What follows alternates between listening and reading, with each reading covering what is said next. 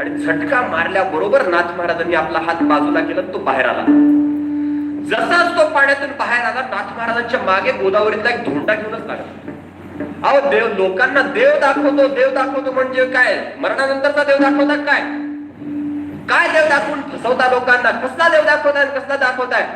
मला तुम्ही सांगितलं, मी सगळ्या पैठणला ओरडून सांगणार आहे आता की नाथ महाराजांनी माझ्यासोबत सांगितलं मला की मी तुला देव दाखवतो, आणि मला मारत होते पाण्यामध्ये बुडवून. नाथ महाराज म्हणाले, बाबा रे, जरा शांत हो, घाबरू नकोस. मी तुला मारण्याच्या उद्देशाने हे केलेलं नाही, मला काय सांगायचं ते ऐक. तो म्हटला, काय सांगायचंय? आधी मारून टाकतात, मग म्हणतं सांगायचंय. असं असतं एवढं? तो घाबरलेला आणि एकदम रागावलेला पाहिला. नाथ महाराजांनी त्याला जरा शांत केलं, जवळ बसवलं. थोडा शांत झाला, राग कमी झाला. नाथ महाराज म्हणाले, बाळा, मला एक साधी गोष्ट सांग.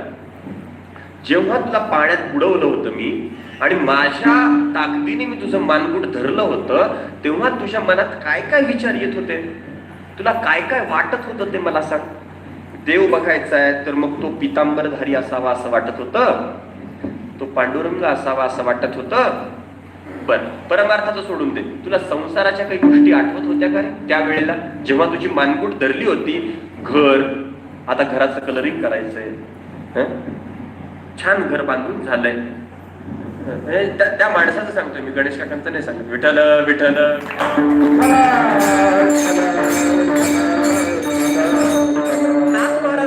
माणसाला विचारत होते, जेव्हा तुझं मानगुट मी धरलं होतं तेव्हा तुझ्या मनात विचार काय येत होते? संसार आठवत होता का?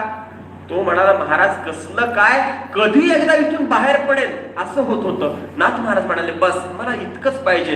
कधी एकदा या संसारातून बाहेर पडेल इतकी तळमळ तुझ्या मनात जेव्हा निर्माण होईल ना, त्या क्षणाला देव तुला प्राप्त होईल. विठ्ठल विठ्ठल.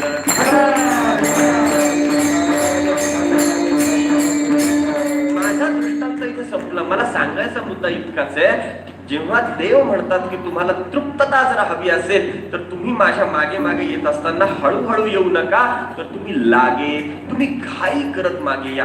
घाई अशी करायची की त्या घाईचा परिणाम असा झाला पाहिजे की तुम्ही या संसारातून बाहेर पडले पाहिजे. तुम्ही या संसारातून जर बाहेर पडलात आणि ते घाईने जर बाहेर पडलात ना, बाहेर आल्यानंतर घाई केल्यानंतर काय करायचं, तर माझ्या मागे मागे या आणि मग माझ्या मागे मागे येत राहा. माझ्या मागे मागे जर तुम्ही आलात तर तुम्हाला प्राप्त काय होईल? अभंगाचं दुसरं चरण.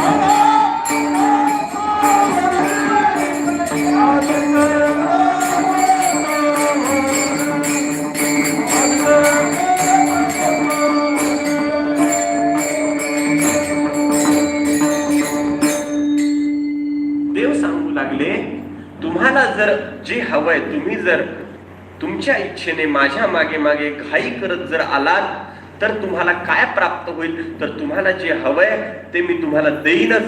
पण देईन ते किती देईन? पोट भरी. मी इतकं देईन की तुम्ही नको नको म्हणाल. मी इतकं देईन, कारण भगवंताचं आणि संतांचं देणं असंच आहे. या संतांचे हे देणे कल्पतरुहुनी धुणे, परिसागा नजिणे चिंतामणी ठेंगणा. अहो, आपण कल्पना सुद्धा करू शकणार नाही. हजारो कल्पतरू जिथे ओवाळून टाकावेत असं या संतांचं देणं असतं महाराज. पण दुर्दैव असं आहे, आपण त्या संतांच्या आश्रयाला बसलोय, आपण त्या संतारूपी कल्पवृक्षाच्या खाली बसलोय, पण खाली बसूनही आपण त्याची फळं चाखत नाही होत. आपण काय करतोय? आपल्या फाटक्या झोळीला गाठी मारत बसतोय. हे आपलं दुर्दैव आहे. अनेक ठिकाणी असं होतं, परंपरा मोठी असते, ऐश्वर्य मोठं असतं, चालू असलेला वारसा खूप मोठा असतो, पण तो वारसा जपता नाही आला तर तो कल्पतरू याची कल्पनाच जर नसेल तर आपण आपल्या फाटक्या झोळीला गाठी देण्यापलीकडे काय करतोय विचार करा. अनेक ठिकाणी असं होतं. एकाच बाबतीतलं नाही हे.